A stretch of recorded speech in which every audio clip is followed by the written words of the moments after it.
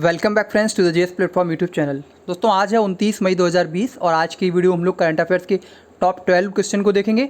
Video के and में आपसे दो क्वेश्चन पूछे आएंगे, जिनमें से एक क्वेश्चन करंट अफेयर्स से रिलेटेड होगा और दूसरा क्वेश्चन जीएस से रिलेटेड होगा। उन दोनों क्वेश्चन के आंसर आपको कमेंट बॉक्स में कमेंट करने होंगे। आज की वीडियो की PDF के लिए आप इस वीडियो के डिस्क्रिप्शन बॉक्स में जाइएगा, वहाँ पर आपको हमारे टेलीग्राम चैनल का लिंक मिलेगा। हमारे टेलीग्राम चैनल का नाम है द जीएस प्लेटफॉर्म, उसको आप ज्वाइन कर लीजिएगा, जहाँ पर आपको डेली PDF प्रोवाइड कराई जाती हैं। इसके साथ ही आपको डेली क्विज भी प्रोवाइड कराई जाती हैं, अन मटेरियल भी प्रोवाइड कराया जाता है। तो प्लीज़ आप टेलीग्राम चैनल को जरूर ज्वाइन कीजिएगा। आज की वीडियो की शुरुआत कल के प्रश्नों के रिवीजन से करते हैं। तो कल पहला क्वेश्चन था, किसको प्रतिष्ठित United Nations military gender advocate of the year award 2019 के लिए चुना गया? सही आंसर है सुमन गवानी। दूसरा क्वेश्चन, किस राज्य ने शाही लीची और जर्दालू आम को लोगों के घर घर पहुंचाने की योजना तैयार की है? बिहार ने। इंपॉर्टेंट क्वेश्चन है। तीसरा क्वेश्चन, किस राज्य की युवाओं की टीम खुडोल को UN ने कोविड-19 के खिलाफ दुनिया की टॉप 10 पहलों में शामिल किया है? तो मणिपुर की टीम है खुडोल, इसलिए ये क्वेश्चन भी इम्पॉर्टेंट है। चौथा क्वेश्चन, HIL लिमिटेड टिड्डी नियंत्रण के लिए किस देश को 25 टन कीटनाशकों की आपूर्ति करेगा? ईरान। पांचवा क्वेश्चन, किसने हाइड्रोक्सीक्लोरोक्वीन के नैदानिक परीक्षणों को अस्थायी रूप से निलंबित कर दिया है? WHO ने, यानी कि विश्व स्वास्थ्य संगठन ने। छठवां क्वेश्चन, किसने अपना खुद का ग्रूमिंग और personal care brand FRSH launch किया है? सलमान खान ने। इंपॉर्टेंट क्वेश्चन है। सातवां क्वेश्चन, किस देश ने UEFA यूरो 2020 का खिताब जीता? इटली ने। आठवां क्वेश्चन, कौन सा सरकारी मोबाइल ऐप ओपन सोर्स है? तो आरोग्य सेतु है। नौवां क्वेश्चन, कॉलिंग ऐप कैचअप किसने लॉन्च किया? फेसबुक ने, इसलिए ये क्वेश्चन इंपॉर्टेंट है। 10वां क्वेश्चन, सेना कमांडरों का सम्मेलन कहाँ शुरू हुआ? सही उत्तर है नई दिल्ली। कल आपसे क्विज में करंट अफेयर्स में पूछा गया था कि इंडियन आर्मी की मदद से किस देश में एक सैन्य युद्ध खेल केंद्र स्थापित किया गया है? तो यह अफ्रीकी देश युगांडा में। वहीं GS में आपसे पूछा गया था कि किस देश को निप्पॉन का देश कहा जाता है? तो जापान को निप्पॉन का देश, सूर्योदय का देश और इसके साथ ही फूलों का देश भी कहा जाता है, यानी कि फ्लावर्स कंट्री अगर आ जाए आपका ऑप्शन, तो आपको सही आंसर लगाना है जापान।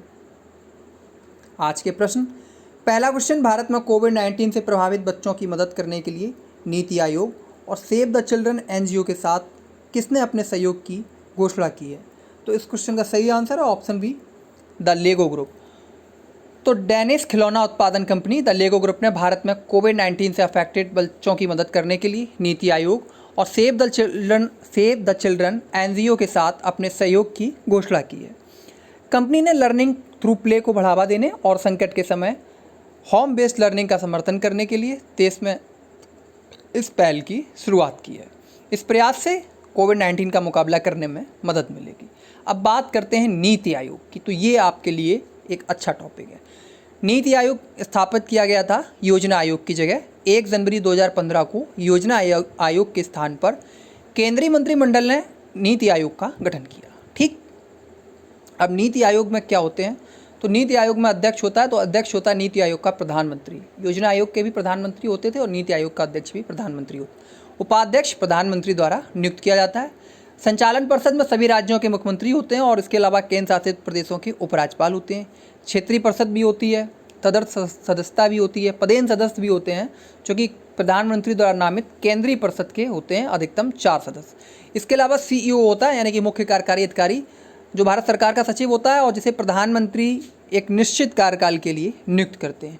इसके अलावा कुछ विशेष आमंत्रित सदस्य भी होते हैं। तो वर्तमान में नीति आयोग के जो उपाध्यक्ष हैं वो हैं राजीव कुमार, जबकि इसके CEO हैं अमिताभ कांत, जबकि नीति आयोग के पहले उपाध्यक्ष थे अरविंद पनगड़िया। नीति आयोग एक सलाहकार थिंक टैंक के रूप में कार्य करता है, जबकि योजना आयोग एक संवैधानिक निकाय के रूप में कार्य करता था। यानी कि योजना आयोग एक संवैधानिक निकाय था, नीति आयोग संवैधानिक निकाय नहीं है। अगला क्वेश्चन, किसे साई ने, यानी कि स्पोर्ट्स अथॉरिटी ऑफ इंडिया ने केंद्रीय प्रतिनियुक्ति कार्यकाल के लिए विस्तार दिया है? सही आंसर है ऑप्शन ए, संदीप मुकुंद प्रधान। तो स्पोर्ट्स अथॉरिटी ऑफ इंडिया के महानिदेशक संदीप मुकुंद प्रधान को उनके केंद्रीय प्रतिनियुक्ति कार्यालय के लिए विस्तार दिया गया है। यह विस्तार 2 साल की अवधि के लिए दिया गया है और यह 6 जून 2020 से लागू होगा, जो कि 2022 तक रहेगा। प्रधान को अगस्त 2017 में साई के डायरेक्टर के रूप में नियुक्त किया गया था। अगला क्वेश्चन, किसने नेपाल सरकार को $250 मिलियन का ऋण कोविड-19 से लड़ने हेतु दिया है? लोन। सही आंसर है ऑप्शन ए, ADB यानी कि एशियाई डेवलपमेंट बैंक ने नेपाल गवर्नमेंट को कोविड-19 महामारी से लड़ने के लिए $250 मिलियन के रियायती ऋण को मंजूरी दी है। इसमें देश की सार्वजनिक स्वास्थ्य प्रणालियों को मजबूत करने और इस महामारी के प्रतिकूल आर्थिक और सामाजिक प्रभावों को कम करने के उपाय शामिल हैं। अब बात करते हैं एशियाई डेवलपमेंट बैंक की। तो एक क्षेत्रीय विकास बैंक है और एशियाई डेवलपमेंट बैंक की जो स्थापना है वो 19 दिसंबर 1966 को हुई थी। ठीक, 19 दिसंबर 1966 को हुई थी। इसका जो मुख्यालय है वो मनीला में स्थित है। मनीला जो कि फिलीपींस की राजधानी है, आसियान कंट्री भी है फिलीपींस, तो मनीला में स्थित है। वर्तमान में इसमें 68 सदस्य देश हैं, जिनमें से 49 एशिया पैसिफिक रीजन के हैं और इसमें जो सबसे बड़ा अनुपात है शेयर का वो है जापान का। अगला क्वेश्चन, पेरियासामी कुमारन को किस देश में भारत के अगले उच्चायुक्त के रूप में नियुक्त किया गया है? सही आंसर है ऑप्शन ए, सिंगापुर। तो पेरियासामी कुमारन को 26 मई 2020 को सिंगापुर गणराज्य में भारत के अगले उच्चायुक्त के रूप में नियुक्त किया गया है। वह सिंगापुर में भारत के वर्तमान उच्चायुक्त जावेद अशरफ का स्थान लेंगे, जिन्हें कि 2016 में नियुक्त किया गया था। अशरफ को फ्रांस में भारत का उच्चायुक्त का पदभार संभालना है, यानी कि जावेद अशरफ को फ्रांस का उच्चायुक्त बनाया गया है, जबकि पेरियासामी कुमारन को सिंगापुर का। अगले क्वेश्चन, किस IIT ने एक सांस लेने योग्य और हल्के वजन वाला PPE किट विकसित किया है? सही आंसर है option D, IIT Delhi. IIT Delhi में कपड़ा और फाइबर इंजीनियरिंग विभाग ने कोविड-19 से लड़ने के लिए एक सांस लेने योग्य और लाइट वेट PPE डेवलप किया है। इसमें बैक्टीरिया वायरस एंट्री नहीं कर सकता और यह 99.8% बैक्टीरिया को कवर करने में सक्षम है। इस PPE का वजन सिर्फ 300 ग्राम है, जबकि अन्य PPE का वजन 400 से 450 ग्राम के बीच में होता है। अगला क्वेश्चन, कौन सा ऐप 11 करोड़ से अधिक लोगों तक पहुंचने वाला दुनिया का सबसे बड़ा कॉन्टैक्ट ट्रेसिंग ऐप बन गया है? सही आंसर है option C, Aarogya Setu. Important question है। आरोग्य सेतु सिर्फ 40 दिनों में 11 करोड़ 40 लाख से अधिक लोगों तक पहुंचने वाला दुनिया का सबसे बड़ा कॉन्टैक्ट ट्रेसिंग ऐप बन गया है। यह ऐप सरकार, उद्योग और नागरिकों के बीच एक समन्वय का उत्कृष्ट उदाहरण है। इस ऐप का ओपन सोर्स iOS वर्जन अगले 2 हफ्तों में जारी किया जाएगा। या तब वो अब ये क्वेश्चन भी बन सकता है कि आरोग्य सेतु ऐप को कब लॉन्च किया गया था? तो ये इंपॉर्टेंट क्वेश्चन है। 2 अप्रैल 2020 को आरोग्य सेतु ऐप को लॉन्च किया गया था।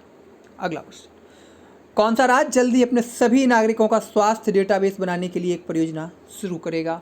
सही आंसर है option B, Karnataka. Karnataka government जल्दी अपने सभी नागरिकों का स्वास्थ्य डेटाबेस बनाने के लिए एक परियोजना शुरू करेगी। अपनी तरह की यह पहली पहल होगी, क्योंकि राज्य स्वास्थ्य रजिस्टर सभी नागरिकों के लिए एक मजबूत और मानकीकृत स्वास्थ्य भंडार होगा। इस परियोजना को प्रायोगिक आधार पर पहले चिक्काबल्लापुर जिले में लागू किया जाएगा। सरकार राज्य में सभी 6.5 करोड़ लोगों का एक सर्वे भी करेगी। कर्नाटक की बात करें तो राजधानी है बेंगलुरु। जिलों की संख्या है 30। गठन 1 नवंबर 1956 को। राज्यपाल वजुभाई वाला, मुख्यमंत्री BS येदियुरप्पा। 2 सदनी विधानमंडल है। विधान परिषद सीटों की संख्या कर्नाटक में 75। विधानसभा सीटों की संख्या 225। राज्यसभा सीटों की बात की जाए तो कर्नाटक में 12, जबकि लोकसभा सीटें हैं कर्नाटक में 28। अगला क्वेश्चन, किसने National Highway Authority of India पर 7 लाख रुपए का जुर्माना लगाया है? सही answer option C, SEBI. Security exchange board of India ने वित्तीय परिणामों के बारे में समय पर खुलासा करने में देरी के लिए national Highway Authority of India यानी कि भारतीय राष्ट्रीय राजमार्ग प्राधिकरण पर 7 लाख रुपए का जुर्माना लगाया है। इसने वित्तीय वर्ष 2015-16 से 2018-19 तक NHAI के एक मामले में जांच की थी। अपनी जांच के दौरान में सेबी ने पाया कि NHAI ने 4 दिन से लेकर 78 दिनों तक अपने अर्धवार्षिक वित्तीय परिणाम दाखिल करने में देरी की थी। अब बात करते हैं सेबी की, यानी कि securities and exchange board of India, भारतीय प्रतिभूति और विनिमय बोर्ड हिंदी में कहा जाता है। इसका जो गठन हुआ था सेबी का, वो हुआ था 12 अप्रैल 1992 को सेबी का गठन हुआ था। 12 अप्रैल 1992 को सेबी का गठन हुआ था और जो सेबी का हेडक्वार्टर है वो मुंबई में स्थित है, जो कि वर्तमान में देश में कोरोना का हेडक्वार्टर बना हुआ है।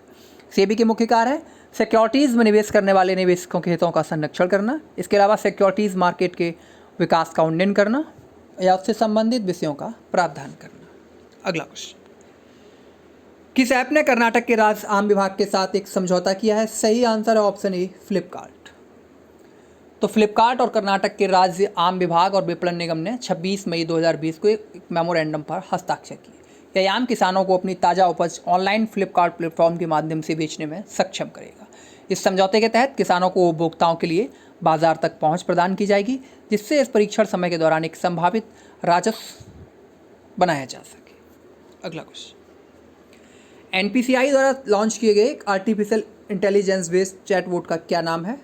इंपॉर्टेंट क्वेश्चन है ये। सही आंसर है option A, pi. National payments corporation of India यानी कि एनपीसीआई ने वर्चुअल टाइम के आधार पर फास्टैग, रुपे, यूपीआई, एईपीएस जैसे अपने उत्पादों के बारे में जागरूकता पैदा करने के लिए एक artificial intelligence based chatbot PAI launch किया है। यह भारत में डिजिटल वित्तीय समावेशन में सुधार के लिए एनपीसीआई की एक और पहल है। पाई 24 घंटे उपलब्ध है, जो कि उपयोगकर्ताओं को एनपीसीआई उत्पादों की सटीक जानकारी तक पहुंच प्रदान करने में मदद करता है। अब बात करते हैं एनपीसीआई की, यानी कि national payment corporation of India, Hindi में भारतीय राष्ट्रीय भुगतान प्रणाली। यह देश में खुदरा भुगतान और निपटान प्रणाली के संचालन के लिए एक अम्ब्रेला संगठन है, यानी कि इसी के अंडर में जितनी भी फाइनेंस की गतिविधियाँ होती हैं वे उसी के अंडर में होती हैं। इसे कंपनी अधिनियम 1956 की धारा 25 के प्रावधानों के तहत नॉट फॉर प्रॉफिट कंपनी के रूप में शामिल किया गया है। इसके 10 प्रवर्तक बैंक हैं। अगला क्वेश्चन, बच्चों के मनोरंजन के लिए किसने द एक्वेग नामक एक कहानी की घोषणा की है? सही आंसर है इस क्वेश्चन के ऑप्शन ए, जेके रॉलिंग। तो हैरी पॉटर की लेखिका जेके रॉलिंग ने कोरोना वायरस लॉकडाउन के दौरान बच्चों के मनोरंजन के लिए द एक्वेग नामक एक नई कहानी की घोषणा की है। मंगलवार से 10 जुलाई 2020 तक हर सप्ताह द एक्वेग वेबसाइट पर एक अध्याय या अधिक पोस्ट के साथ नई कहानी को एक धारावाहिक के रूप में दिखाया जाएगा। उन्होंने बच्चों को कहानी के लिए चित्र प्रदान करने के लिए भी आमंत्रित किया है, ताकि उन्हें कोरोना वायरस लॉकडाउन के दौरान बिजी रखा जा सके। अंतिम question, world menstrual hygiene day कब मनाया जाता है? सही आंसर है इस क्वेश्चन का ऑप्शन सी, 28 मई। तो इस बार जो मनाया गया वर्ल्ड मेंस्ट्रुअल हाइजीन डे 2020, यानी कि 28 मई 2020 को मनाया गया। इसका जो सब्जेक्ट है वो है पीरियड्स इन पैंडेमिक। पीरियड्स इन पैंडेमिक, ये इसका सब्जेक्ट है। इस दिन को चिन्हित करने के पीछे मुख्य विचार जो है वो मेंस्ट्रुअल साइकिल के दौरान सामाजिक कलंक को चेंज करना है, यानी कि समाज के जो एक धारणा है उसमें परिवर्तन लाना है। अधिकांश महिलाओं का औसत मासिक धर्म चक्र 28 दिनों का होता है और इसीलिए 28 मई का दिन चुना गया। वर्ष 2020 का वैसा हिंदी में इसको बोलेंगे विश्व महामारी यानी कि पीरियड्स इन पैंडेमिक। अब आज की कुछ करंट अफेयर्स में आपके लिए क्वेश्चन है, पतंजलि ने कौन सा e commerce shopping app launch किया है? इस क्वेश्चन का आंसर आपको कमेंट बॉक्स में #CA के साथ देना है। सिर्फ आप #CA लिखा कीजिए और जो आंसर है वो लिख दिया कीजिए, ठीक। अगला क्वेश्चन जीएस मॉडर्न हिस्ट्री से रिलेटेड है। भारत में सिविल सेवा का जनक किसे माना जाता है? इंपॉर्टेंट क्वेश्चन है वनडे एग्जाम के लिए। इस क्वेश्चन का आंसर आपको कमेंट बॉक्स में #GS लिखना है। इसके बाद जो भी ऑप्शन सही हो और उसका जो नाम हो ऑप्शन का वो आपको लिखना है, उत्तर जो सही हो वो उत्तर लिखना है। तो थैंक यू फ्रेंड्स, ये थी आज की वीडियो। वीडियो अच्छी लगी तो लाइक करो, बुरी लगी तो डिसलाइक करो। Thank you.